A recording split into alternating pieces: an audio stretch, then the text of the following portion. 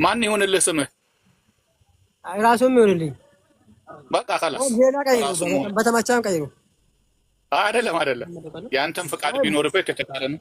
መሐመድ محمد الله أكبر الله أكبر اسم من أسماء الرسول صلى الله عليه وسلم. أشهد أن لا إله إلا الله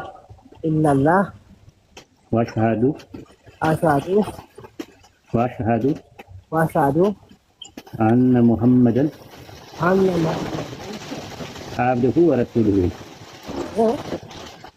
عبده ወረሱሉሁ ኢየሱስ ያድናል ብለህ ስትሰብከን በጣም ደስ አለንና ለዛ ነው ያስገባን ማለት ነው። ራሱ ማለት ነው ኢየሱስ መድኃኒት ነው ብለህ ታምናለህ? አዎ መጽሐፍ ይላል። ከምንድን ነው የሚያድነው? እስኪ በሽታውን ነገር የመጀመሪያ ምን ታመህ ነበረ? ለምሳሌ እኔ አሁን ምን ታምም ያለው ተነስተልኝ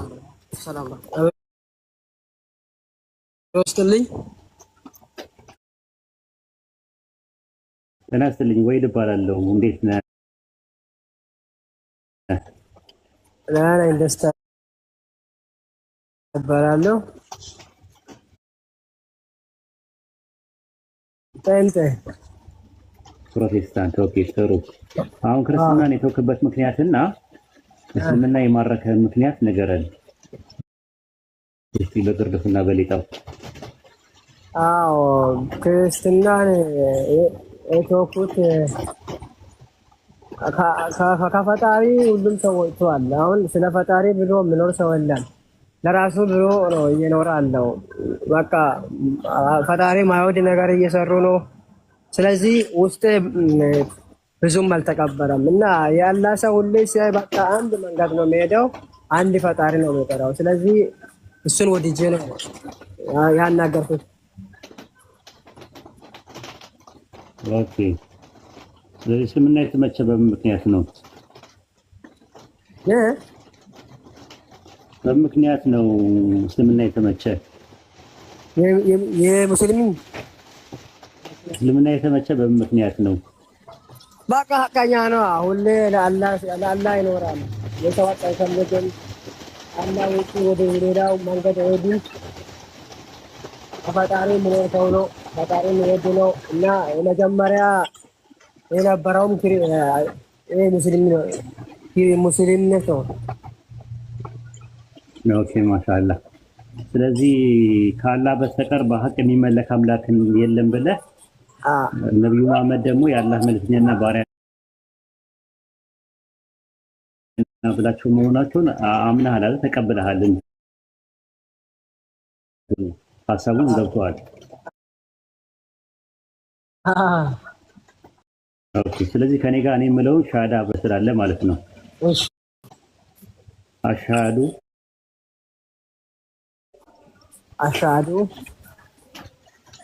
አላ ኢላሃ ኢላላህ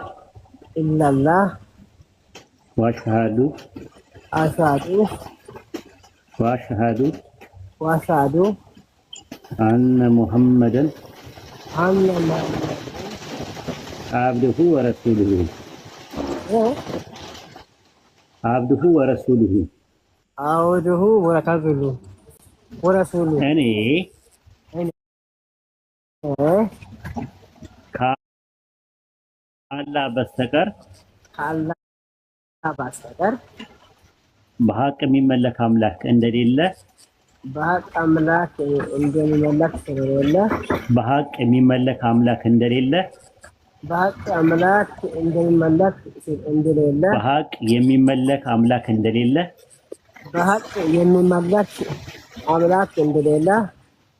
እመሰክራለሁ። ይሄን ይመሰክራለሁ። እኔ ሙሐመድ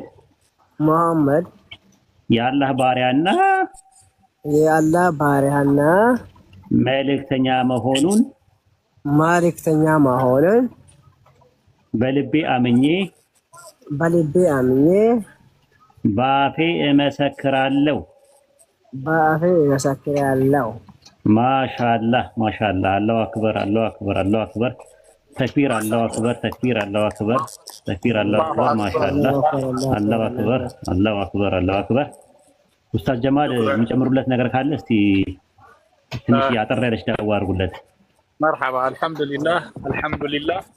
ጥሩ ወንድማችን ሆነሃል። ኢንሻአላህ ከአሁን በኋላ ያለው ነገር በኢስላም በቃ ተግባራዊ ማድረግ ነው። እስልምና ሌላ ነገር የለውም። ሁሉን ነገር በተግባር የሚያስገኝ እምነት ነውና እንግዲህ ጥሩ ወንድማችን ነህ። ደስታ ማለት እንግዲህ ያው ደስታ ነው።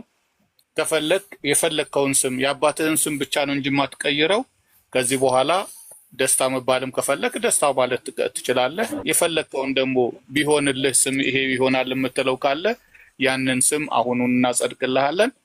ከዛ ቀጥሎ አሁን ገላህን ትታጠብና እንግዲህ ኢሻ አልፏል። ሱብሂ ላይ ግን ወደ ሰላት ትገባለህ። ሸሪዓው የሚለው ይሄንን ነው። ለምን? እምነት በተግባር ነው። እምነት በተግባር ስለሆነ ይሄንን ተግባራዊ ታደርጋለህ። ይሄንን ለማድረግ ኢንሻአላህ ዝግጁ ነህ አይደለም? ደስታ ነኝ። ማን ይሁንልህ ስምህ? ራሱም ይሁንልኝ። በቃ خلاص ሌላ ቀይሩ፣ በተመቻም ቀይሩ። አይደለም ያንተም ፍቃድ ቢኖርበት የተሻለ ነው። መሐመድ መሐመድ አላሁ አክበር አላሁ አክበር። እስሙን ምን አስማኢ ረሱል ሰለላሁ ዐለይሂ ወሰለም ከስሞች ሁሉ አንዱ የራሱሉ የመሐመድ ሰለላሁ ዐለይሂ ወሰለም የሳቸው ስም ነውና ይህን ስም ኢንሻአላህ ወረፋዕና ለከ ዚክረከ ብሏል። አላህ ስምህን ከፍ እናደርገዋለን ብሏልና ኢንሻአላህ የሳቸውን ስም በመያዝህ ትልቅ ነውና ኢንሻአላህ መሐመድ የተባለ ሰው ደግሞ ተግባሩም የመሐመድን ስራ ነው የሚሰራው። ኢንሻአላህ ያለው ሁኔታ በዚህ ነው። በርታ፣ አላህ ያበርታ። ማንኛውንም እስላማዊ የሆነ ትምህርቶችን በመጠየቅ ባለማፈር ማድረግ የሚጠበቅብህን ነገር ኡስታዞች ይኸው ኢንሻአላህ ፒክ አፕ ካንተው ጋር ስለሆነ ያው እየተነጋገርን ያለውን ነገር እንማማራለን ኢንሻአላህ። መሐመድዬ መሐመድ የአባት ስም ማን ነው? አበራ መሐመድ አበራ خلاص ገጥሟል። መሐመድ አበራ خلاص መሐመድ አበራ።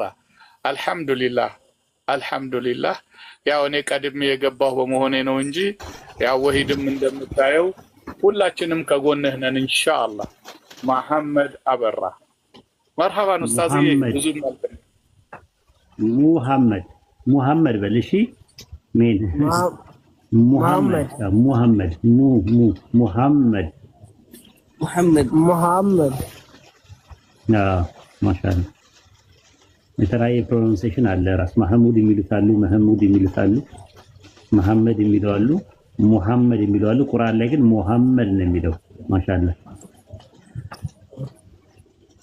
ታዛ 10 ሺህ እንድገባ እባክህ ንገርልኝ። እስካሁን አልገባሁም። ይሄን ያህል ዓመት 4 ዓመት ቆይ። ምንድነው 10 ሺህ ፎሎወር የለም? አረ የኔን አካውንት ልስጦታ። የኔ ማለት ይችላል። ማይ ከምሬ እኮ ነው። ለኢብራን ሰጥቼዋለሁ ባለ 500 ሺህ ታዋቂ። እኔ ሰጣለሁ ከፈለጉ ልስጦትና 10 ሺህ ለኔ ይሰጡኛል። አይ ካላችሁ ደግሞ ሰዎቻችን ያው አርጓቸው 10 ሺህ አስገባቸው። እንደዛ ካላችሁ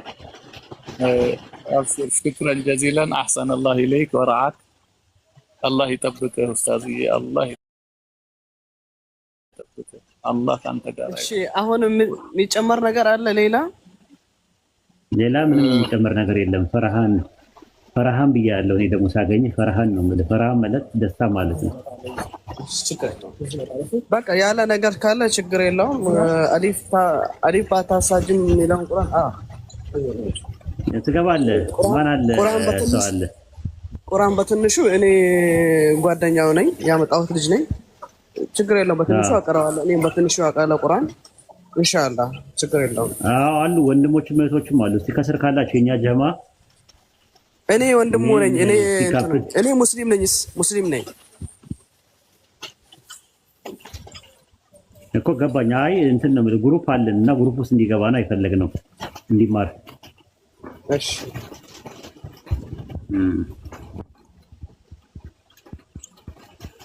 አዊ መታላለች፣ እየተሽከረከረች ነው። ስትገባ እሷን ታገኛታለህ። ቆይ እሺ ያው ገብታለች። አዊ አሰላሙ አለይኩም السلام عليكم ورحمة الله وبركاته. أستاذ زهراوي. وعليكم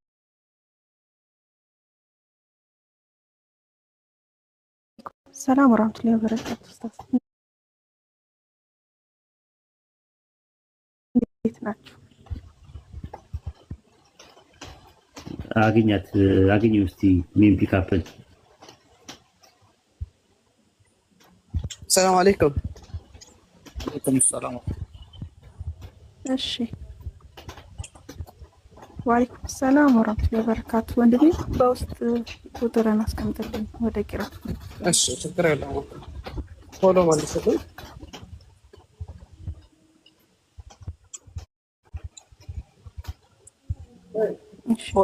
ፎሎ መልስልኝ ኢንሻአላህ። በውስጥ ቁጥር ልክ ኢንሻአላህ።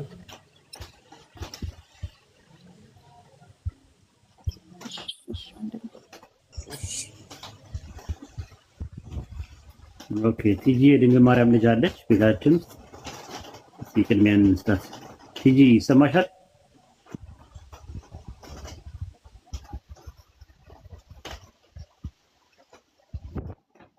ቲጂ አለች? ቲጂ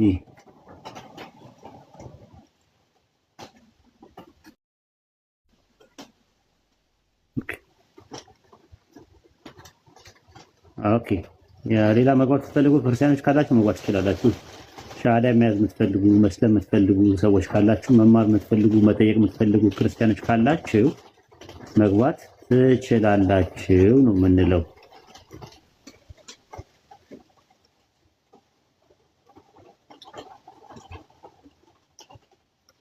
ሚስ ገብተሻል እኮ አሁን መጠየቅ ትችላለሽ። የቅድሙን ጥያቄ አልነበረም። ጥያቄ አይደለም።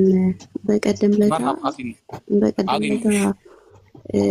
ቤዛ የምትባለው ልጅ ጋር ገብቼ ነበረ እንደ አጋጣሚና ጥያቄ ጠየቀችና እኔ ልመልስልሽ አልኳት። ስለ ሃይማኖቶች ነው የጠየቀችውና ሃይማኖቶችን ማን የመሰረታቸው፣ የሃይማኖት ስያሜዎች ለምን ተለያዩ የሚል ጥያቄ ጠየቀች እና እኔ ገባሁኝና ሃይማኖቶች በተከታዮቻቸው ስም በራሳቸው እንደሰየሙ አንዳንዶቹ ደግሞ ሌሎች ስም እንዳወጡላቸውና አንድ አይነት አመለካከት ያላቸው ሰዎች አንድ ላይ የሚጠሩበት ነው ከእስላም ውጪ አልኳትኝና አሁን ጥቂት ሰለመችና ምን አሉ ከታች ኮሜንት ከዛ ሰለምቴ ነሽ እንዴ ስትለኝ አዎ ሰለምቴ ነኝ አልኳትኝና ቅርብ ጊዜ ነው የሰለምኩት እንደውም ወርም አልሆነኝም አልኳት።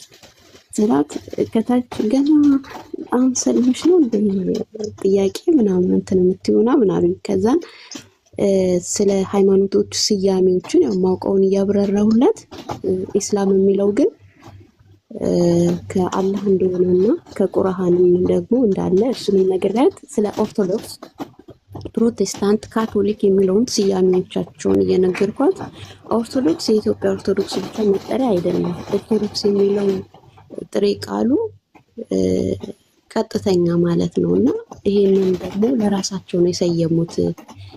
አንዳንድ በብዛት የማይታወቅ ግን እኔ አጋጣሚ ያገኘሁት ኦርቶዶክስ ኢስላም፣ ኦርቶዶክስ ሙስሊም የሚባሉ አሉ አልኩኝ።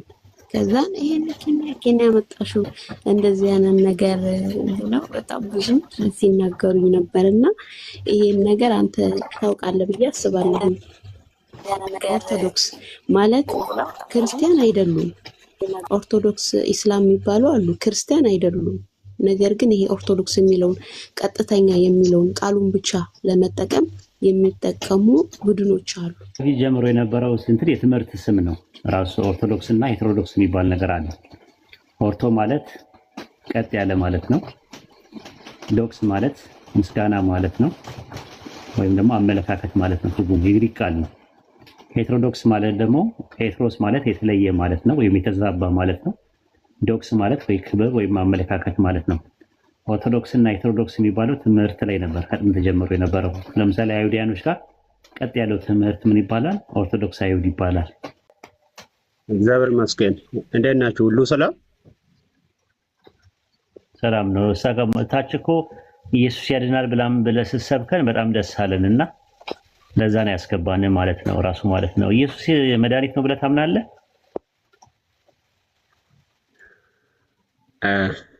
አዎ መጽሐፍ ይላል።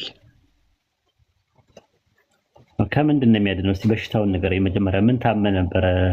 ለምሳሌ እኔ አሁን ምን ታምም ያለው መድኃኒት የሚሆን ለኔ በሽታዬን ንገረኝ። አሁን ለምሳሌ ያው መጽሐፍ ቅዱስ እንደሚለው ሰው ሁሉ ኃጢአትን ሰርተዋል ይላል። ስለዚህ ሰው ኢየሱስ ክርስቶስን ካላመነ ከዘላለም ጥፋት መዳን አይችልም ብለን እናምናለን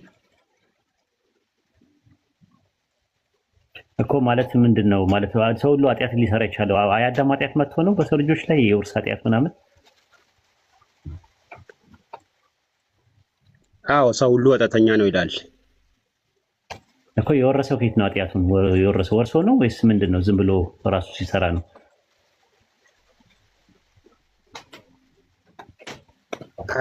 አይ ወርሶ ምን እንዴት የሚሆን ያው ሰው ሁሉ ኃጢአተኛ ነው። ከዚህ ኃጢአት የሚወጣው በክርስቶስ ሲያምን ብቻ ነው። ገባኝ። እንዴት ኃጢአተኛ ሊሆን ይችላል? ሰው ሁሉ ሰው ኃጢአትን የሚሰራው ኃጢአተኛ ስለሆነ ነው ወይስ ኃጢአት ሲሰራ ነው ኃጢአተኛ የሚሆነው ሰው? ኦኬ አይ እኔ የሚመልሰው ያው በራሴ እምነት ነው። ያው ሰው ሁሉ ኃጢአተኛ ነው ብለን እናምናለን። ከዚህ ሁሉ ከኃጢአት ሁሉ ሊያድነን ኃጢአተኛ የሆነው እኮ ኃጢአት የሚሰራው ኃጢአተኛ ስለሆነ ነው ወይስ ኃጢአት ሲሰራ ነው ኃጢአተኛ የሚሆነው?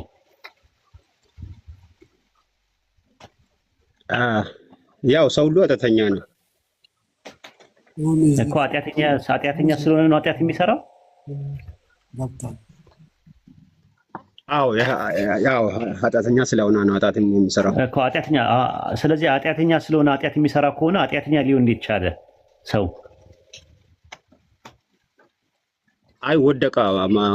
መጀመሪያ ያው እግዚአብሔር የሰጠውን ትእዛዝ እግዚአብሔር አታደርግ ያለውን ነገር አድርጎ ወደቀ። የመጀመሪያው ሰው ማለት ነው። ስለዚህ ያለ ምርጫው ነው ሰው ኃጢአት የሚሰራው። ኃጢአተኛ ስለሆነ ኃጢአተኛ ሆኖ ከተፈጠረ ኃጢአት የሚሰራው ኃጢአተኛ ስለሆነ ኃጢአት ላለመስራት አይችልም ማለት ነው አንድ ሰው ኃጢአት የሚሰራው። አይ ጣቱ ላይ ብቻ አትተኩር። ያው እኔ ኢየሱስ ያድናል ነው ያልኩት እንጂ በጣቱ ብቻ ላይ አትተኩር እኮ። ከምን ማለት ሳይገባኝ እንደዚህ አሁን ደም ብዛት አለብህ፣ የስኳር መድኃኒት አንተ ይዘልኝ ብትመጣ መጀመሪያ ስኳር እንዳለብኝና እንደሌለብኝ መመርመር የለብኝም እንዴ? ዝም ብዬ ነው የምወጣው? አይ ኃጢአተኛ ነው አልኩ እኮ። ያው መጀመሪያ መድኃኒት ስትሰጠኝ መጀመሪያ መታመሜ ማወቅ አለብኝ። ሳያመኝ ምን ሳይለኝ ዝም ብለህ መድኃኒት ውሰድ ተጋተው እንዴት ትለኛለህ? የደም ብዛት፣ የስኳር፣ የምናምን፣ የጨጓራ፣ የኩላሊት እያልክ መድኃኒት ብትሰጠኝ ለእኔ ምን ያደርግልኛል? ራሱ ካልታመምኩኝ ማለት መጀመሪያ መታመሜን ንገረኝ። ስለዚህ እኔ ኃጢአትን የምሰራው ኃጢአተኛ ስለሆንኩኝ ነው ወይስ ኃጢአት ሲሰራ ነው ኃጢአተኛ መሆኑ? ሰው ሁሉ ኃጢአትን ሰርተዋል አይልም መጽሐፍ ነው። ገባኝ። ኃጢአትን ሰርተዋል ነው የሚለው፣ ወርሰዋል አይልም። ሲሰራ ይሰራል ሰው ኃጢአትን። አንተ ትሰራለህ እንጂ አትወርስም። ራሱ ግን ከአዳም የተነሳ ከሆነ ኃጢአተኛ ስለሆንኩኝ ኃጢአት መሰራ ውርስ አለብኝ ማለት ነው። የውርስ ኃጢአት አለብኝ ጄኔቲካሊ ማለት ነው። ጄኔቲካሊ አለብህ ካልከኝ ክርስቶስ ኢየሱስ ለእኔ ኃጢአት ሞተ የሚለው ነገር ልቀበል ነው። አሁን የምትፈልገው ነገር ምንድን ነው? ጄኔቲካሊ ወይም ኦሪጂናል ሲን የሚባለው ነገር የውርስ ኃጢአት የሚባል ነገር በደም ውስጥ እየተላለፈ የሚመጣ ነገር አለ በአዳም የተነሳ?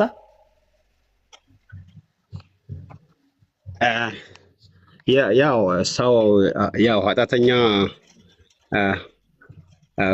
ከአዳም የተነሳ ሰው አማርኛ ይገባል አይደለም? ግልጽ ነው። ኦኬ እንደዚህ ከሆነ ጥሩ። ስለዚህ እሺ ኡስታዝ ሰው ሁሉ ኃጢአትን ሰርቷል የሚለውን እንዴት ነው የሚወስዱት? ሰው እኮ ሰርተዋል ነው የሚለው፣ ወርሰዋል አይልም እኮ። ስለዚህ ይሰራል፣ አንድ ሰው ኃጢአትን ይሰራል።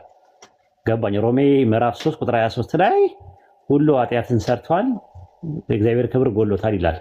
ሁሉ የሚለው ነገር አንጻራዊ ነው፣ ሃይፐርቦሊክ ስቴትመንት ነው፣ ራሱ ግነታዊ አነጋገር ነው። እዛው ሮሜ 3:2 ላይ ሲናገር ምንድን ነው ይላል? አይሁዳውያን እና የግሪክ ሰዎች ሁሉም ከኃጢአት በታች ዘግተናቸው ከሕግ በታች ዘግተናቸዋልና ይላል። ሁሉ ኃጢአትን ሰርተዋል በሚለው ላይ ሁሉ በሚለው ላይ ምን ይካተታሉ? አንጻራዊ ነው ወይስ ፍጹማዊ ነው? ሁሉ የሚለው ቃል የመጣው ለምሳሌ ሁሉ ሲል ኃጢአትን ሰርተዋል፣ መላእክትም ኃጢአት ሰርተዋል፣ እንስሳትም ኃጢአት ሰርተዋል፣ እጽዋትም ኃጢአት ሰርተዋል፣ ኢየሱስም ኃጢአትም ሰርተዋል ነው ወይስ ኤክሰፕሽናል ነው ሁሉ ሲል?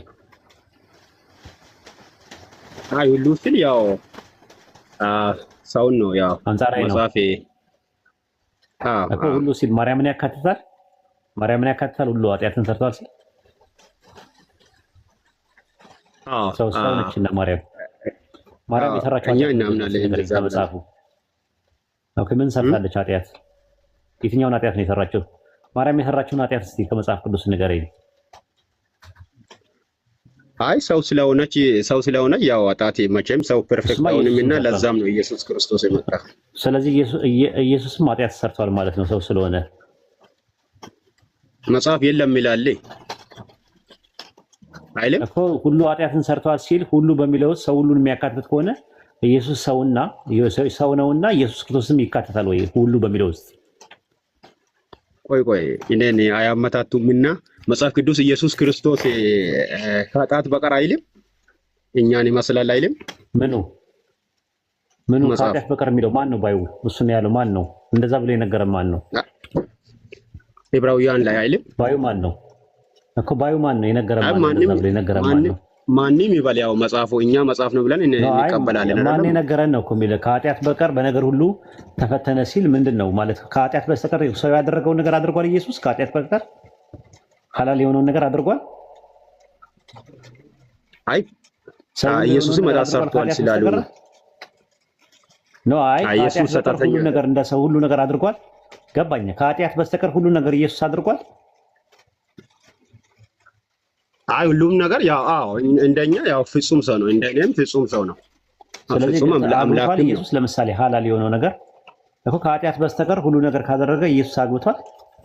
ለምሳሌ ማግባት ለምን ነው ኡስታዝ ማሆን አርጊሜንት ነው የሚያነሱት እኮ እሱን እኮ እኮ አንጻራዊ ነው የሚነገረው ነገር። ስለዚህ ሮሜ ምዕራፍ 3 ቁጥር 23 ላይ ሁሉ ኃጢአትን ሰርቷል የአምላክ ክብር ጎሎታል ሲል ሰርቷል ነው የሚለው፣ ወርሷል አይልም። ሰው ኃጢአትን የሚሰራው ኃጢአተኛ ስለሆነ ነው ወይስ ኃጢአተኛ ስለሆነ ነው ኃጢአት የሚሰራው ወይስ ኃጢአት ሲሰራ ነው ኃጢአተኛ የሚሆነው? አልመለስክልኝም። ችግር የለም እርስዎ በፈለጉት ያዙና ሰው ኃጢአተኛ ነው በሚለው ያዙልኝ። ስለዚህ ኢየሱስ በቃ ሽንቶ በቃ በአዳም የመጣ ምንም ኃጢአት የለብኝም በሽታ እንደሌለብኝ አወኩኝ። ኢየሱስ ለአንተ መድኃኒት የሆነልህ ከምንድን ነው ያዳነ? ኢየሱስ ለአንተ ከዘላለም ጥፋት አድኖኛል እኮ። ዘላለም ጥፋት መቼ ነው? ወይ ፍርድ ቀን ነው ወይስ አሁን አለ የዘላለም ጥፋት የሚባለው ነገር? የዘላለም ጥፋት ማለት ገሃነም ነው አይደል? ወደፊት ነው የሚመጣው። አይ አሁንም ብዬ አምናለሁ። ኢየሱስ ክርስቶስን ያላመነ ሰው አሁን ራሱ ለማ ገሃነም በሲኦል እንዳለ ያምናል። ገሃነም አሁን የፍርድ ቀን አይደል? የገነትና ገሃነም የሚወሰነው የዘላለም ሕይወትና የዘላለም ሞት በፍርድ ቀን አይደል እንደሚሆነው? አይደለም። አሁን ራሱ በእግዚአብሔር ቀኝ ሆኛለሁ ብዬ አምናለሁ። ነፍሴ በሱ ተሰውራለች። ስለዚህ ትወጣለህ። እንትን የለም ዋን ሴፍድ ኦል ሴፍድ ነው ያለው በእናንተ። አንድ የዳነ ሰው የዳነ ብለህ የምትለው ሰው አሁን ለምሳሌ አንተ የዘላለም ሕይወት የሚባለውና የዘላለም ሞት የሚባለው የፍርድ ቀን ካልሆነ በስተቀር አንድ ሰው ሲያምን ባመነበት ቅስፈት የዘላለም ሕይወት የሚያገኝ ከሆነ ነገ ጠዋት መካድ አይችልም በፍሪ ዊሉ። ከካዳማ ኦልሬዲ ካዳ እኮ ካዳ ያው። ስለዚህ እንደዛ ያለ ገባ ወጣ የሚባልበት ነገር አይደለም። የዘላለም ሕይወት እኮ ገሃነምም አንድ የምገባበት አንድ የምትወጣበት ነገር አይደለም። ጀነትና ጀሃነም የፍርድ ቀን ነው ያለው። በፍርድ ቀን ነው ጀነትና ጀሃነም የሚከፈተው። ጀነትና ጀሃነም በፍርድ ቀን ከሆነ የሚከፈተው ከጀነትና ከጀሃነም ኢየሱስ ያድናል ነው ወይስ አድኖኛል ነው የምትለው?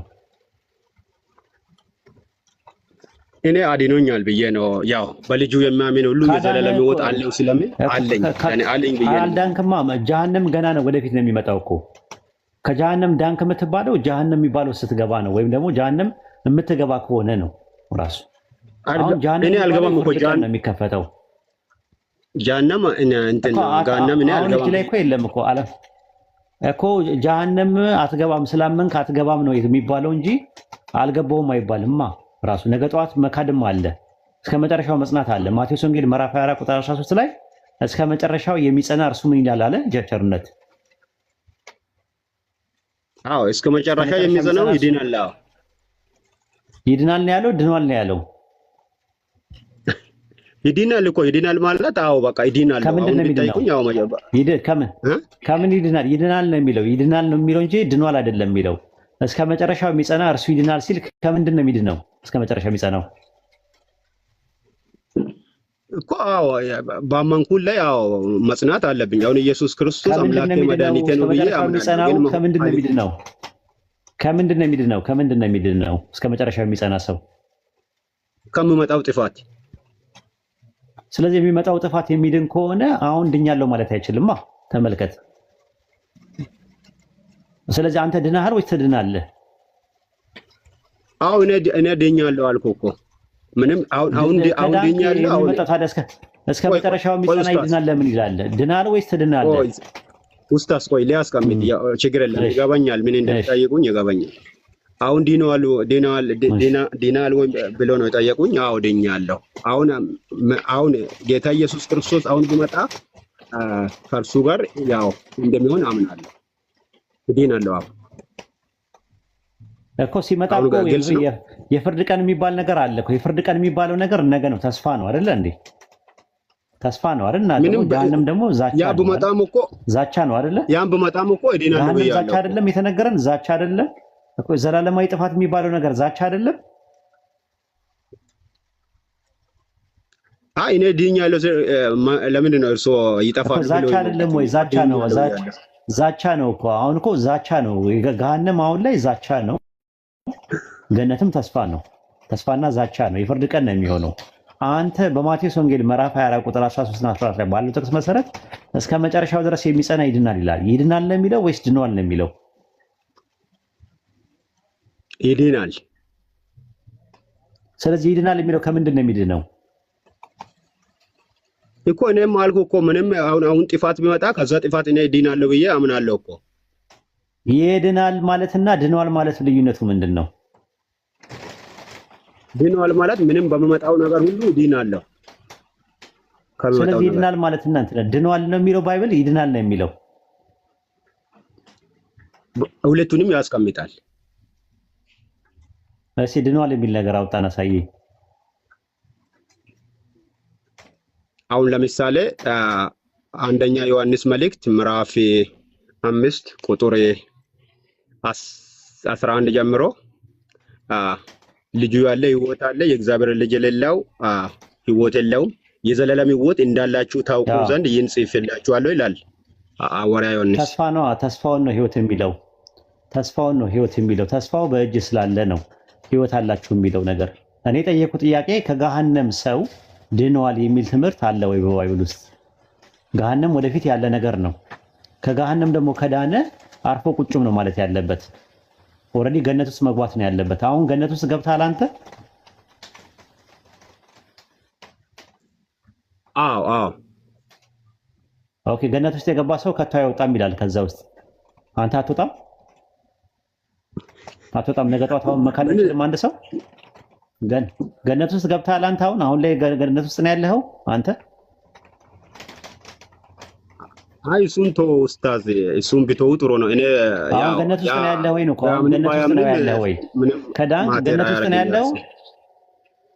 አዎ ገባኝ። ግን አሁን ገነት ውስጥ ነው ያለኸው አንተ? ቸርነት አሁን ላይ አዎ አይፈረድም በኔ ላይ። አዎ ድኛለሁ በክርስቶስ ነው። አይፈረድም እኮ ማለት ሌላ ጉዳይ ነው። አሁን ገነት ውስጥ ነው ያለው ወይ ከረንትሊ? ወይስ እኔ ቲክቶክ መንደር ውስጥ ነው ያለው? አሁንማ ያው እርሶ በስጋ ነው ያዩት ያሉት። ያው እኔ መንፈሳዊ ነው የሚሆነው። በአካል አሁን ደረጃ የት ነው ያለኸው እኮ? አሁን በአካል የት ነው ያለኸው? በስጋማ በምድር ላይ ነኝ። ኦኬ። አሁን ግን ቢሞት ወደ እግዚአብሔር ለመሄድ በአካል ውጪ ነው የምትገባው። ቆይ እሱን ተው፣ ስትገረፍ ታወራዋለህ። አሁን በአካል የምትገባው ገነት መቼ ነው? ምን ነው በአካል ሲሉ ወደፊት ገነት የሚገባው መቼ ነው? በስጋ ነው። የሰው ልጆች አማኞች ገነት የሚገቡት መቼ? በአካል አጠቃላይ ማለት ነው። አጠቃላይ መንፈስም አካልም አይምሮም መቼ ነው የሚገባው? ኧረ እንዴት ነው የሚሉኝ እንኳን አልገባኝም እውነት ለመናገር። እሺ በቃ የትንሣኤ ነው። ችግር የለውም። በቃ ቁጭ በልና አዳምጥ። ሌሎች ይግቡ። አይ ችግር የለውም በቃ ተው። እሺ እናመሰግናለን። ቸርነት ችግር የለም። ስለሳቡኝ ነው የገባሁት። ችግር የለውም። አይ እንድሰብከን ነበረ መስበክ አልቻልክም ራሱ። እኛ ደግሞ እንድሰብከን ነው ራሱ። ወንጌል እጥረት ስላለ እዚህ ቤት ወንጌል እንትን ነው። እሺ ቀለል ያለ ጥያቄ ልጠይቅ። እሺ ዕብራውያን ምዕራፍ 5 ቁጥር 7 ላይ እርሱ በስጋ ወራት ከሞት ሊያድነው ወደሚችል ከብርቱ ጩኸትና እንባ ጋር ጸሎትና ምልጃን አቀረበ ይላል። ማን ነው በስጋ ወራት ከሞት ሊያድነው ወደሚችለው የጸለየው? ወልድ። ወደ ማን ነው የጸለየው? ኢየሱስ። ምን ብሎ ነው የጸለየው? ወደ ማን ነው የጸለየው? ወደ አባቱ። ዮሐንስ ወንጌል 12:27 ላይ አባቱ አድነኝ ብሏል። ማንን ነው አድነኝ ብሎ የሚጸልየው? ወደ አባቱ ጸልየዋል እኮ። ማንን ነው አድነኝ የሚለው? አባቱን እኮ። አባቱን ከምንድን ነው የሚያድነው? ከምን ይላል እዛ ጋር? የሌለውን ባይጠይቁኝ ጥሩ ነው። ከሞት ሊያድነው ወደሚችል ይላል አይደል? አዎ እሺ። ከሞት እንዲያድነው ጸልየዋል አይደል ኢየሱስ? አዎ ጸልየዋል። አዎ ጸሎቱ ተሰማለት ይላል። የጸለየው ጸሎት ተሰማለት ይላል እዛው ላይ። ጸሎቱ ተሰምቶለታል። ከሞት እንዲያድነው የጸለየው ጸሎት ተሰምቶለታል ወይስ አልተሰማለትም? ምን ይላል እዛ ጋር? ተሰምቷል ይላል። ጸሎቱ ተሰማለት ይላል። አዎ ኦኬ። ያው ሐሳቡን አልተረዳውም። አዳም በላየው እዛ። እሺ እሺ ችግር የለውም። ግን ከሞት ሊያድነው ወደሚችል እሱ ከሞት እንዲያድነው የሚጸልየው ወደ ማን ነው? ከሞት እንዲያድነው የሚጸልየው አካል የራሱ ነው። የባህሪ ገንዘቡ ነው ማዳን። የባህሪ ነው፣ በስጦታ ያገኘው ነገር ነው። ኢየሱስ ማዳኑን ራሱ ያው ሰውም ስለሆነ ያው ይጸልየዋል። ማን ነው ኢየሱስ መድኃኒት ያደረገው? ያው ኢየሱስ ማን ነው መድኃኒት ያደረገው? ኢየሱስን መድኃኒት ያደረገው ማን ነው? ሐዋርያት ሥራ 5:32 ምን ይላል? እግዚአብሔር ለእስራኤል ንስሐና የኃጢአት ስርየት ያደርግ ዘንድ መድኃኒት አደረገው ይላል። እግዚአብሔር ኢየሱስን መድኃኒት ያደረገው ይላል። ስለዚህ ከራሱ ያገኘው ነገር አይደለም ማለት ነው ኢየሱስ። አዎ መድኃኒት አድርጎ ልኮዋል። አዎ ውድ ልጁን። ስለዚህ መድኃኒት ያደረገው ማንን ነው? እግዚአብሔር ኢየሱስን መድኃኒት አደረገው። መድኃኒት ከማድረጉ በፊት ምን ነበር ኢየሱስ? ኢየሱስ ምን ነበረ መድኃኒት ከመደረጉ በፊት? አምላክ ነበረ እኮ። አምላክ መድኃኒት ያደረገው? አዎ አምላክ ያው በስጋ ነው፣ ሰው ሆኖ በእኛ መካከል አደረ። መድኃኒት አልነበረም? አምላክ መድኃኒት ያልነበረበት ጊዜ ነበር?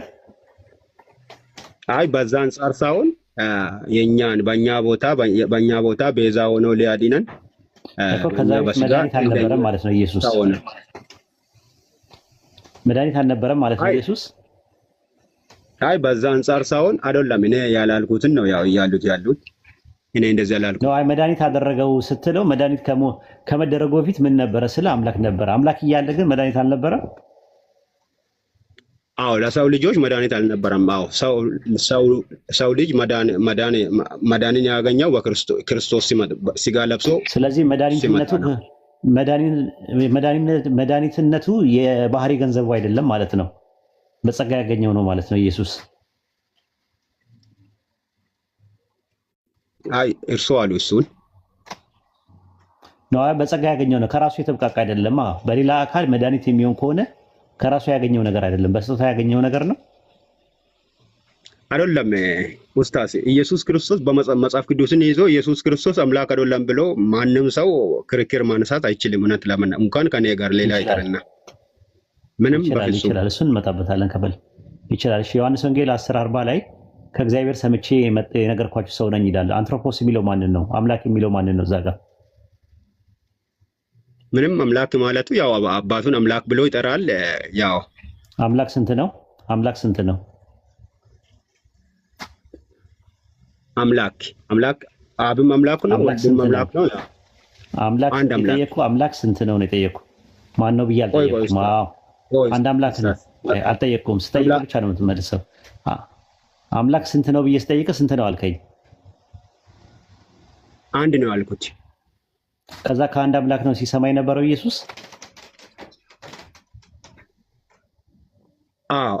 አንዱ አምላክ በሶስትነት ተገልጧል በመጽሐፍ ቅዱስ። ኖ ዮሐንስ ወንጌል ከመጽሐፍ ቅዱስ ነው የሚመልሰው። በጥቅሱ መሰረት ነው እየጠየቅኩ ያለሁት። ዮሐንስ ወንጌል ምዕራፍ 8 ቁጥር 40 ላይ ከአምላክ ሰምቼ የነገርኳችሁ ሰው ነኝ አለ ኢየሱስ። ስለዚህ ከአምላክ ሰምቶ ሲናገር የነበረው ማን ነው? ሰምቶ ሲሰማ የነበረው ከአንድ አምላክ ነው አይደል ኢየሱስ? ይስማ እንጂ ያው ወልድንም አምላክ ይላል መጽሐፍ።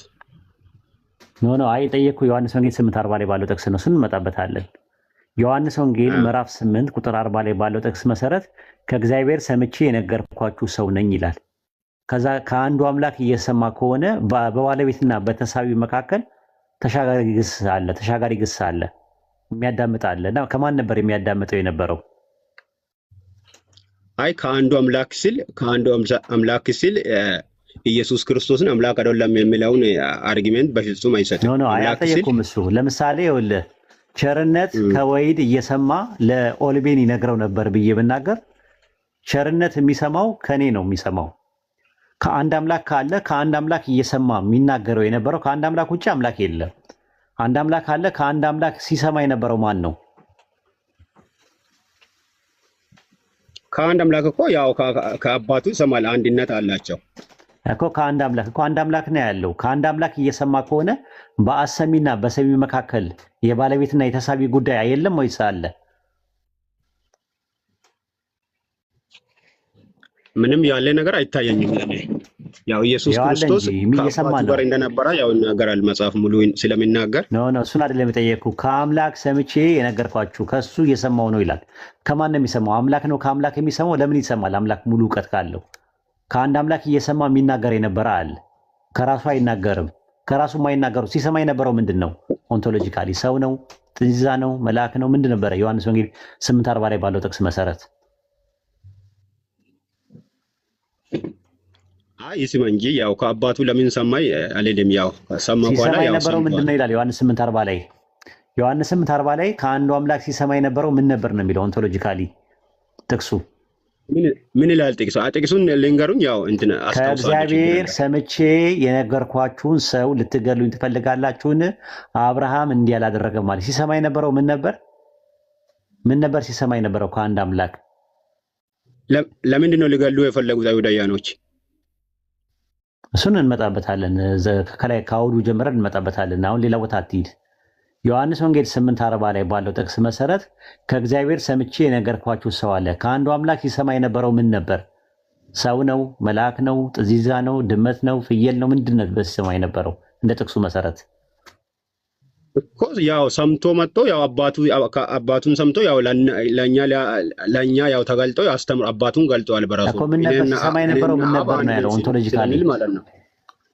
ቆይ ሲሰማ የነበረው ምን ነበር ነው ጥያቄው። ምን ነበር ሲሰማ የነበረው ምን ነበር ነው የሚለው ሰምቶ ሲያስተላ ቆይ እንትን አፌን አትበሉኝ።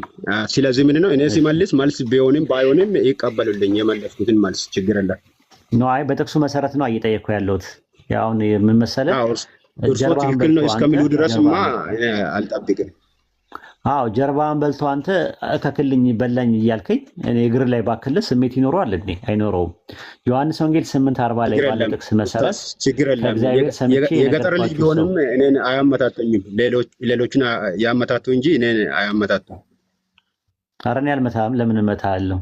አልመታህም። አይዞህ እኔ መታማችም አይደለም። አይዞህ አልመታህም። ችግር የለውም። ቀጥል። እሺ ሌላ ሰው አስገቡ። በቃ ነው። አይ በቃ ሌላ ሰው ያስገቡና ትላለህ። እስቲ ጸልይልን። ቸርነት እርሶን ሊጠይቅ ነህ? ጠይቀኝ የፈለከውን ጥያቄ። ኦኬ። አይ ለኔ ጥያቄ የምነብኝ ነገር ማለት ነው። እሺ ችግር የለም ጠይቀኝ። ከፈለክ ቀደምም ኢየሱስ አምላክ ነው የሚልበት ጥቅስ ካለ ትስረኛለህ። አይ በዛ ሰው ስለ እስልምና ነው የጠየቀው። አዎ አይ አምላክም አለ ይለዋል ባይብል ስላልከኝ እስቲ አምላክ የሚልበትን ጥቅስ ካለ ሰተኝ ብናየው ደስ ይለኛል። ግን ጥያቄም ካለ እስልምና ላይ መጠየቅ ትችላለህ። ኦኬ እስልምና መቼ ነው የጀመረው? ከአደም ጀምሮ። ከመሐመድ በፊት እስልምና ነበረ? አዎ ነበረ። ቁርአንስ ከመሐመድ በፊት ቁርአን ነበረ? ቁርአን አልነበረም። እሺ በምንድን ነው አፕሩቭ የሚያደርጉት? ቁርአን ከሌለ በምንድን ነው አፕሩቭ ማድረግ የምትችሉት? በቁርአን። ኦኬ ቀላል ጥያቄ ልጠይቅ እዚሁ ላይ ማለት ነው። አብርሃም የሚባል ሰው ነበረ በታሪክ ውስጥ ነበረ? በታሪክ አብርሃም የሚባል ሰው ኤግዚስት ያደርግ ነበር? በታሪክ ውስጥ አብርሃም የሚባል ሰው ነበረ ወይስ አልነበረም? በታሪክ ውስጥ አዎ በታሪክም ይመጣል። አዎ ነበረ ወይ ነው ጥያቄ ነው የጠየቅኩት። ነበረ ወይስ አልነበረም? በታሪክ ውስጥ አብርሃም የሚባል ሰው እና ነብይ ነበረ ወይስ አልነበረም? ከመጽሐፍ ቅዱስ ውጪ ነው? ከመጽሐፍ ቅዱስ ውጪ ነው የጠየቅኩት። ዝም ብዬ ነው የጠየቅኩት። ከዛ በኋላ ምንጭ ስጠይቅህ ትነግረኛለህ። አብርሃም የሚባል ሰው በታሪክ ውስጥ ነበረ ወይስ አልነበረም? አይ ጥያቄው አልገባኝም። በመጽሐፍ ቅዱስ ውስጥ ነው ወይ እስልምና ነበረ ወይስ አልነበረም ብለህ ስትለኝ ነበረ ብዬ አልኩ። መረጃውን ከየት ነው የምሰጥህ? ከቁርአን እሰጥሃለሁ። አሁን አንተ ደግሞ ተመሳሳይ ጥያቄ ነው የጠየቅኩህ። ከሙሴ በፊት አብርሃም የሚባል ሰው ነበረ ወይስ አልነበረም? ቀለል አድርገልህ። ኦኬ ለምን የኔውን አይመልሱም? በጥያቄ ነው የሚመልሱት እኮ። ተመሳሳይ ጥያቄ እኮ ነው። አይ ተመሳሳይ ነገር ነው የጠየቅከው። አሁን ከቁርአን እንዳላሳየህ ከቁርአን በፊት አልከኝ። ስለዚህ አሁን ተመሳሳይ ከሙሴ በፊት አብርሃም የሚባል ሰው ነበረ ወይ? እሺ ኦኬ ቁርአኑን የተቀበለው ማን ነው? እሱን እነግርሃለሁ። አሁን የጠየቅኩን ጥያቄ መልስልኝ። ቀለል አድርጌ ነው የጠየቅኩህ። ከሙሴ በፊት አብርሃም የሚባል ሰው ነበረ ወይ? ቆይ ኡስታዝ፣ እኔ ብዙ ጊዜ ጥያቄ የሚፈጥረኝ ነገር ነው። የሙስሊሞችን ለመማር ለምን ጥያቄው በጣም ቀላል ነገር ነው። ራሱ ከአዳም ጀምሮ ነው ያሳያለሁ። እሱ አይደለም ጥያቄው። ከባይብልም አንጻርም ማየት እንችላለን። ከባይብልም አንጻር ማየትም መታየትም ይቻላል። ለእኔ ይመልሱልኝና ጀነራሊ ለእውቀት እንዲሆንልኝ ቆይ ለጀነራሊ ለእውቀት እንዲሆን ነው የጠየቅኩ። ከሙሴ በፊት አብርሃም የሚባል ሰው ነበረ ወይ? አዎ ነበረ። ኦኬ ከሙሴ በፊት እስቲ አሳየኝ። ከሙሴ በፊት ከነበረ ኦሪት ለሙሴ ነው የተሰጠው። ከኦሪት በፊት እና ከሙሴ በፊት አሳየኝ አብርሃም እንዳለ እንደነበረ የሚያሳይ ማስረጃ። ያው እነ ሙሴ ታሪከዋል እኮ። ከሙሴ በፊት ነው ያልኩህ። አብርሃም የነበረው ከሙሴ በፊት ነው። ከሙሴ በፊት አብርሃም የሚባል ሰው እንደነበረ የሚያሳይ ማስረጃ ስጠኝ እኮ። ያው ልክ እንደዛ አሁን ለምሳሌ እኔ ምን ለማለት ፈልጌ ነው፣ አሁን መጽሐፍ ቅዱሱን ከጠየቁኝ ስለ መጽሐፍ ቅዱስ ሙሴ ብቻ አይደለም ስለ አብርሃም የነገረን፣ ሌሎቹም ስለነገሩን ሌሎቹም ምስክሮችም አሉ። እኔ ከሙሴ በፊት ነው የፈለኩት። ከሙሴ በኋላ አልጠየቅኩም። ከሙሴም አልጠየቅኩም። ከሙሴ በፊት አብርሃም የሚባል ሰው ይኖር እንደነበረ የሚያሳይ ማስረጃ ስጠኝ እኮ። መለስኩት። በቃ እንደዚህ ነው የመለስኩት እኔ። ምንም ሌላ ጊዜም ያው ጠይቃለሁ። ከሙሴ በፊት ነው ጥያቄ ነው። አይ ጥያቄ ከሙሴ በፊት አብርሃም የሚባል ሰው አለ ወይ? አብርሃም የሚባል ሰው አለ ወይ? ከሙሴ በፊት ከኦሪት በፊት። ለእርሶ ጥያቄ ማለት የለም ጥያቄ ነው ያለው። እመልስልሃለሁ። ኧረ ችግር የለም። እንዲገባህ እኮ ነው። አሁን እንዲገባህ ነው። ቀለል ያለ ጥያቄ ነው የጠየቅኩህ። እንዲገባህ ነው። ደብል ስታንዳርድ ይባላል። ችግር የለም እኮ ምንም። ያው የእርሶ እንትን አርጊሜንቱ ያው ገብቶኛል። እንደዛ ነው እርሶም የሚቀበሉት ነው። የጠየቅኩህ ጥያቄ አየህ። አሁን ለምሳሌ አንድ ሙስሊም ጋር ስትመጣ ሙስሊም የሚቀበለው መጽሐፍ ቁርአን ነው አይደለ? ኦኬ እሺ። አንተ ስትመጣ ደግሞ የምትቀበለው ባይብል ነው ወይስ ቁርአን ነው የምትቀበለው? ወዴት ሲመጣ ወደ እስልምና ነው። አንተ ክርስቲያን ነህ። ስትጠይቅ ጥያቄ ስትጠይቅ እንደ ሃይማኖት ሰው እኔም አንተም የሃይማኖት ሰዎች ነን አይደለ? እሺ ስጠይቅ ከባይብል ነው የምጠይቅህ ወይስ ከባይብል ውጭ ነው የምጠይቅህ? ስጠይቅህ ያው ከመጽሐፍ ነው። መጽሐፍ ነው። አሁን ስለዚህ ስጠይቅህ እኔ ቀለል አድርጌ ጠየቅኩ። ስለዚህ ከመጽሐፍ ከኦሪት ከሚባለው ከመጀመሪያው መጽሐፍ በፊት ለሙሴ ከወረደለት ለሙሴ ከተሰጠው መጽሐፍ በፊት አብርሃም የሚባል ሰው እንደነበረ የሚያሳይ ማስረጃ ስጠኝ አልኩ። ምንድን ነው የምትለው?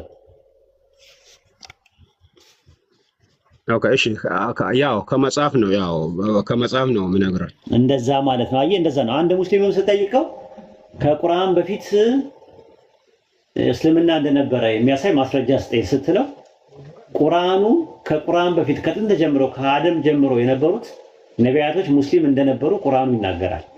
ስለዚህ ከቁርአኑ ነው የምሰጥህ። ቆይ ጫምጣት አትለኝም። ለምን? እኔ ሙስሊም ነኝ። ኦኬ ቴንክ ዩ። አሁን ሀሳቡ ገብቶኛል፣ ግን የቀረኝ ጥያቄ ማለት ነው ዋና ፖይንቱ ጋር አልደረስኩም። ፖይንቴ ምንድነው ነው? አሁን ለምሳሌ በእናንተ በሙስሊሞች ቤተ እምነት ቁርአን የተሰጠው ለነብዩ መሐመድ ነው ብላችሁ ታምናላችሁ። ትክክለኛ ቁርአኑን እሱ እንደተቀበለ በምንድን ነው አፕሩቭ ማድረግ የሚችሉት? በቁርአን ውስጥ ነው? እሱ ሌላ ጥያቄ ነው። መጀመሪያ ስለ እስልምና ነው መጀመሪያ መጠየቅ ያለብህ። ጥያቄውን ስለ እስልምና ነው። አየህ እንትኗን ምን አደረካት? ወዲያው ዳይቨርት አደረካት። እኔ ለሱም መልስልሃለሁ። አሁን ጥያቄው ዞሯል ማለት ነው። 90 ዲግሪ ዞሯል ማለት ነው። መጀመሪያ መሆን ያለበት እስልምና ከቁርአን በፊት ስለመኖሩ ማስረጃ ስጠኝ ነው ያልከው። ከቁርአን በፊት ነው ያልከኝ። ከቁርአን በፊት እንደነበረ የሚያሳይ ማስረጃዎች ልስጥህ። ሱረት ሐጅ ምዕራፍ 22 ቁጥር 78 ላይ እርሱ ከዚህ በፊት ሙስሊሞች ብሎ ሰይሟቸዋል ይላል። ሚንቀብሉ ነው የሚለው መቼ ማለት ነው? ሱረት ጣሃ ምዕራፍ 20 ቁጥር 115 ላይ ወደ አደምን ከዚህ በፊት ኪዳንን በእርግጥ አውርደናል።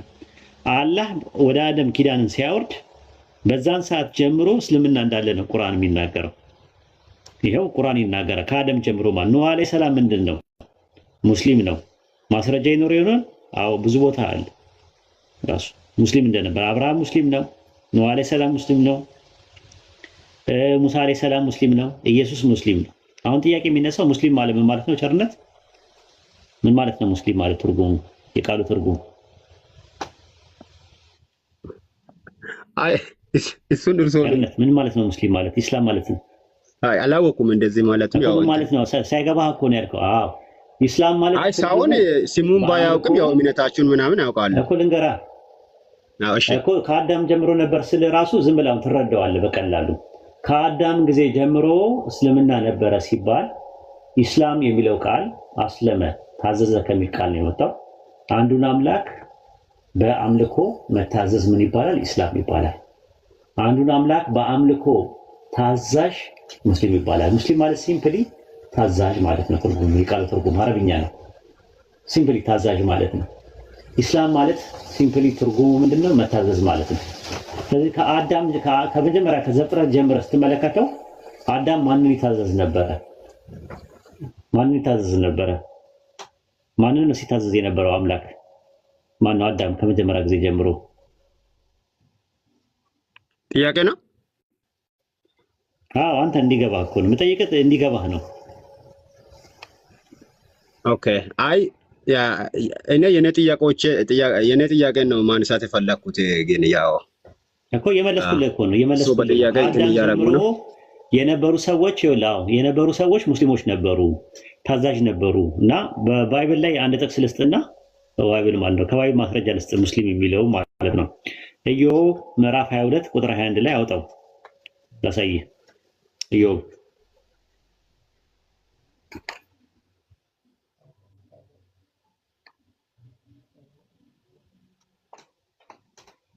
አለ ቸርነት አለው አጠገብህ ሃርድ ኮፒ አለ።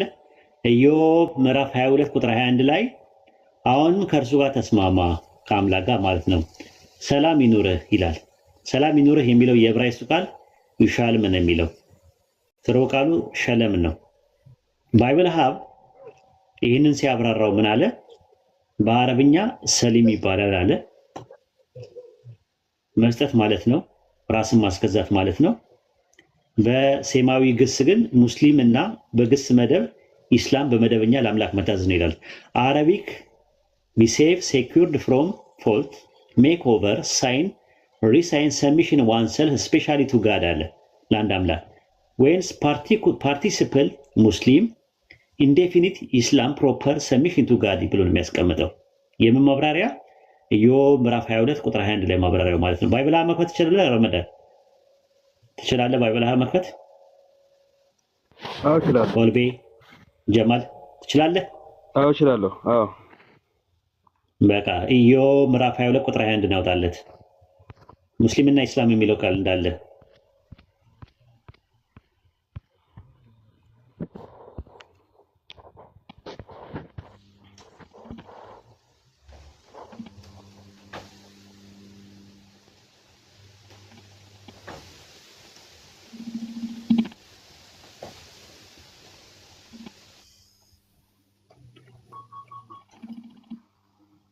ኢዮብ ምዕራፍ 22 ቁጥር 21 ላይ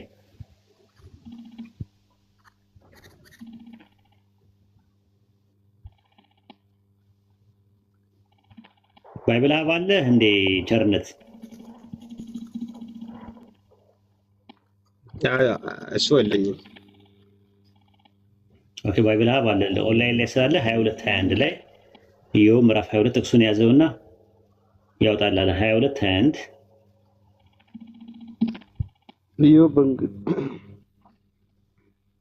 ኢዮብ ጆብ 22 21 ላይ ጆብ ይታያል። አዎ ኢዮብ 22 21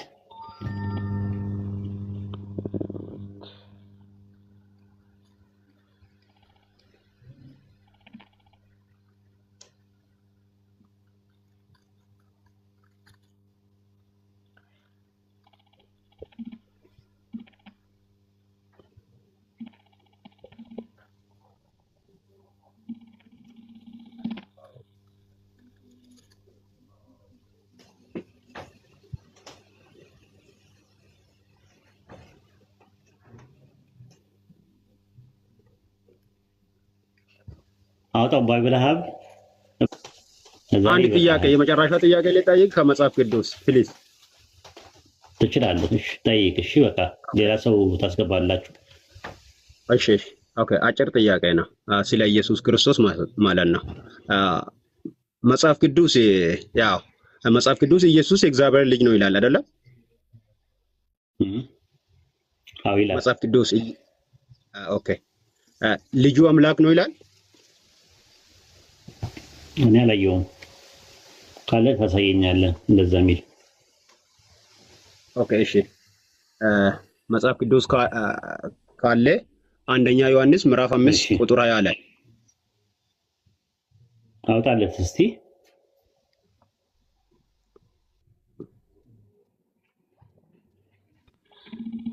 አንደኛ ዮሐንስ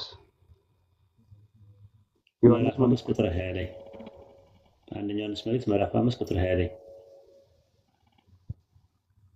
ነው አይደለ? ሰላ አይፈለከው?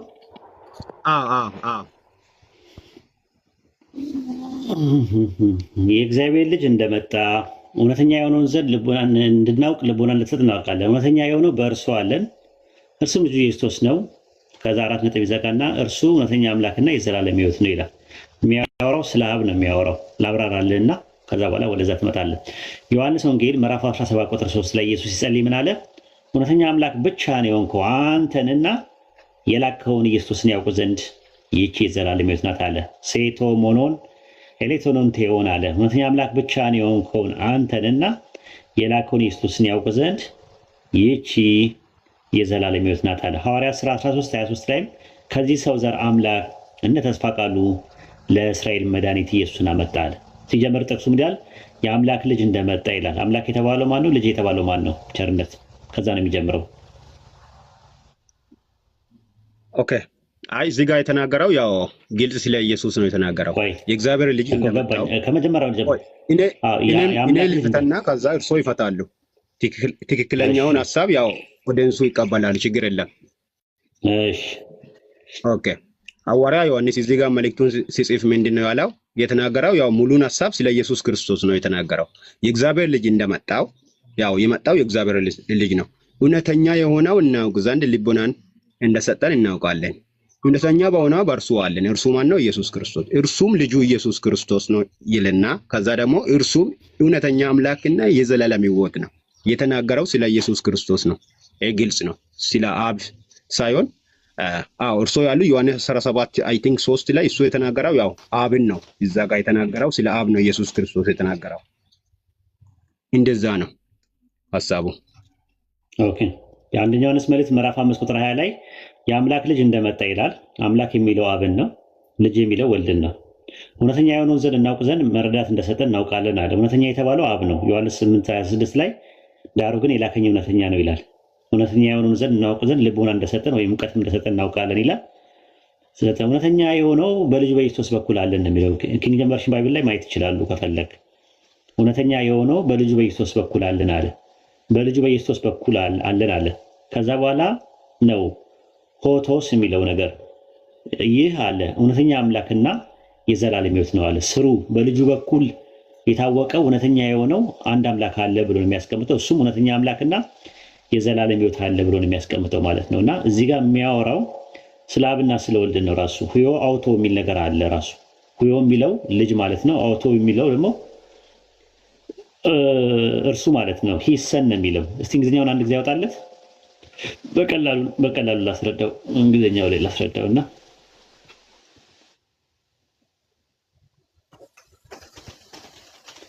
ራሱ ነው ኪንግ ጄምስ ቨርዥን ባይብል ላይ አድርገለት። እንግሊዝኛ አድርገለት ስለ አማርኛ ነው ያለ ተፍተፍታል።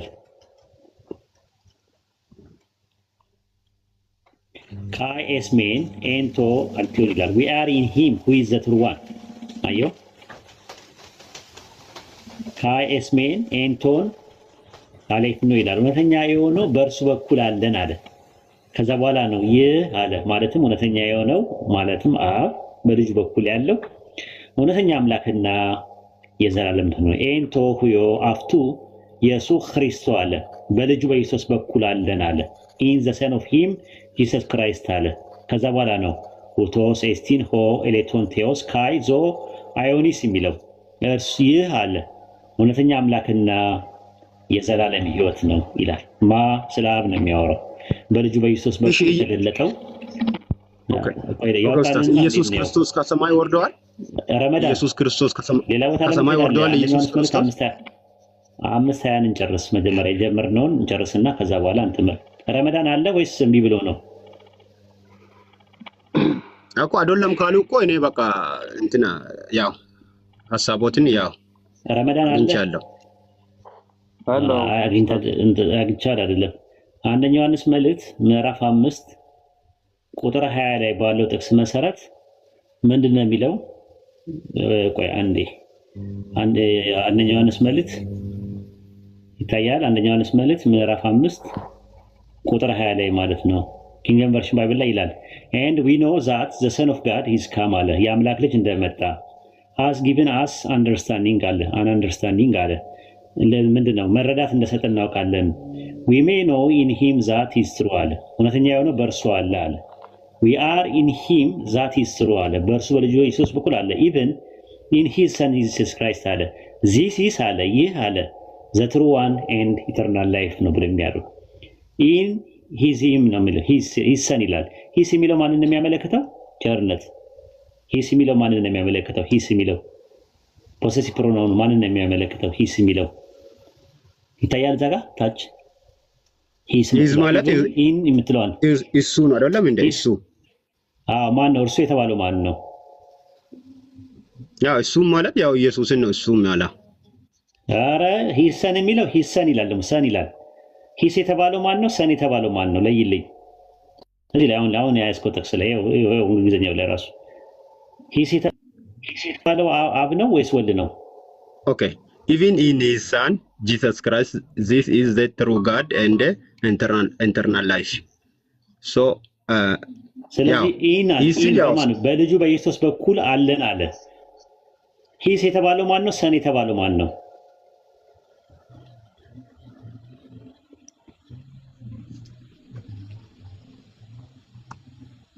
ሂስ የተባለው ማን ነው? ማን ነው? አብን ነው አይደል? አይ አብን ነው አይደለም ኢየሱስ እንዴ? ሂስ የተባለ ሂሰን ይላል ራሱ። ሂሰን ማለት የእርሱ ልጅ ማለት ነው። የእርሱ ልጅ ማለት ነው ትርጉሙ። ሂሰን ማለት ምን ማለት ነው? እስቲ ንገረኝ።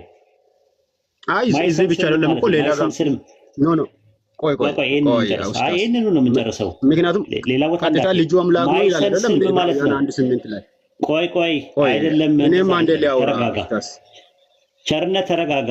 ማይሰን ስል ምን ማለት ነው? ረጋ ብለህ እንትን በለኝ። አሁን ስለተሳሳትክ ነው። ማይሰን ስል ምን ማለት ነው? ማይሰን ስል ምን ማለት ነው ትርጉሙ? ማይሰን ማለት ምን ማለት ነው? ልጅ ማለት ልጅ፣ የኔ ልጅ። ማይሰን ስል የኔ ልጅ ማለት ነው። ዩርሰን ስል ምን ማለት ነው? ዩርሰን የሱ ልጅ። ዩርሰን ዩር አንተን ነው። ዩርሰን ስል ምን ማለት ነው? አይ ዩር ሲል ያው ሌላውን ነው የሚያሳይ አይደለም እንዴ?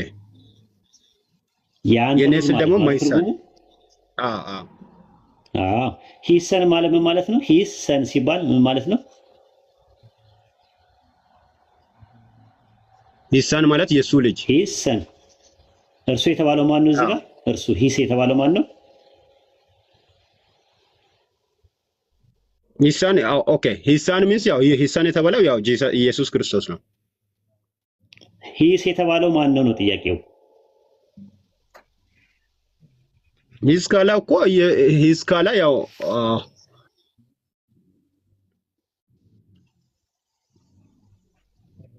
ሂሳን ጂሰስ ክራይስት ሂሰን የተባለው የእርሱ ልጅ ይላል። እርሱ የተባለው ማን ነው? የእርሱ ልጅ። ሂሰን ማለት ሲምፕሊ የእርሱ ልጅ ማለት ነው።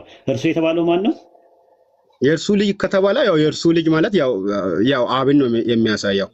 ልጁም የእውነተኛ አምላክ ነው ይላል። ሂስ የሚለው ማንን ነው የሚያመለክተው? አዎ ገባኝ። አይ ቆይ ሂስ የሚለው ማንን ነው የሚያመለክተው? እዚህ ጋር እዚህ ጥቅስ ላይ ሂሳን ሲል ያው እሺ አብን ነው የሚያመለክተው። ሂሳን ካላ ያው አብን ነው የሚያመለክተው። አሁን ሂስ የሚለው ፖሰሲቭ ፕሮናውን ነው አይደለ? እሺ ፖሰሲቭ ፕሮናውን ተክቶ የመጣው ዚስ የሚለው ዴሞንስትሬቲቭ ፕሮናውን አመልካች ተውላጠ ስሙ አገናዛቢ ተውላጠ ስሙን ተክቶ የመጣ ነው ወይስ ሰን የሚለውን ተክቶ የመጣ ነው? አይ አከራካሪ ከሆነ ሌላ ጋር እንሄዳለን። ኡስታዝ ችግር የለም። አይ ቆይ ይሄን ማሳምኝ ነው በደንብ ግልጽ ስለሚያደርግ መጽሐፍ ከሆነ አባሮሽ ጨዋታ እንዳይሆንብን ፕሊስ። ብዙ ሰው እያዳመጠም ስለሆነ አባሮሽ ጨዋታ እንዳይሆን። አሁን ሂስ የምትለዋ ፖሰሲቭ ፕሮናውኗን ተክቶ ነው የመጣው። ዚስ የሚለው ማንን ነው ተክቶ የመጣው? ሂስ የሚለውን ነው ተክቶ የመጣው ወይስ ሰን የሚለውን ነው ተክቶ የመጣው?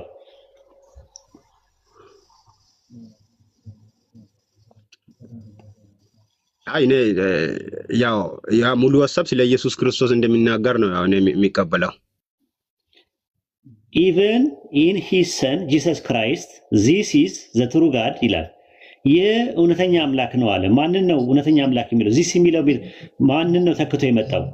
ዴሞንስትሬቲቭ ፕሮናውኑ አመልካች ተውላጠ ስሙ ዚስ የሚለው ሂስ የሚለውን ተክቶ ነው የመጣው ወይስ ሰን የሚለውን ነው ተክቶ የመጣው?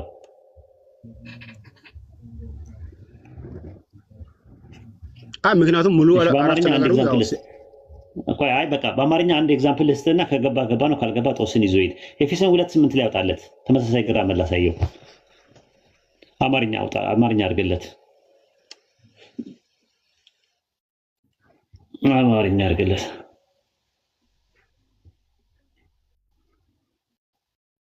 ኤፌሶን ምዕራፍ 2 ቁጥር 8 ላይ ኤፌሶን ምዕራፍ 2 ቁጥር 8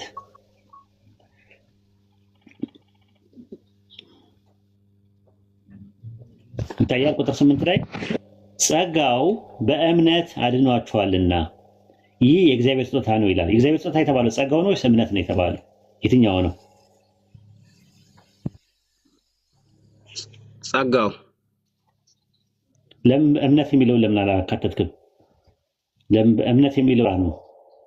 ቸርነት የት ነው የምትኖረው?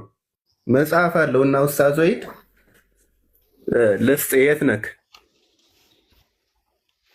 ቸርነት? አቤት። አይ እኔ ሌላ ሀገር ነው የሚኖረው።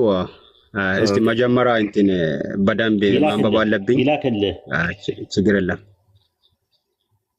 ይላክልህ ከፈለክ ያለበት ቦታ ላይ በውስጥ አናግረውና ይላክልህ መጽሐፉን። ከአዲስ አበባ ይላክልህ ያለበት ሀገር ኦኬ ችግር የለም ፎሎ አደርጋለሁ እሱን። እሺ እናመሰግናለን። ይሄን ይመስላል። ቴንኪው ረመዳን